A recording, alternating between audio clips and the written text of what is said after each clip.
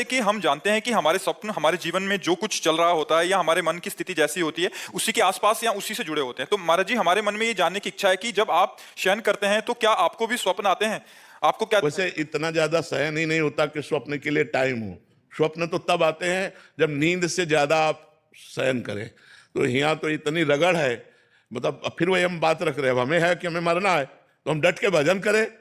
अब जब तक हमारे अंदर बेहोशी नहीं आती तब तक तो भजन चलता रहता है। और जहां बेहोशी आयो, जहां नींद खुली, तो चाहे 1 बजे हो चाहे 2 बजे हो, उठ के बैठ गए।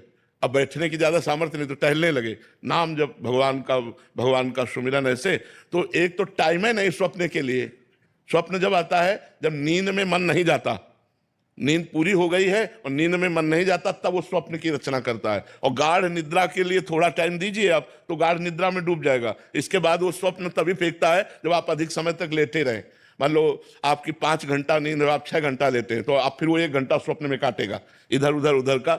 अगर स्वप्न कभी कोई आए भी तो संतों के स्वप्न देखते हैं, अपने को वैरागी रूप में देख करके, कहीं संतों के बीच में बैठे हैं, कहीं कथा भागवत हो रही, और कहीं प्रभु की कुछ मंदिर है, कुछ लीला है, कोई तीर्थ स्थान है, कोई रिश्ता न कोई नाता, न किसी से संबंध, न कोई मतलब, तो वही भगवान और भगवान के भक्त यही दो स्वप्न में आते हैं।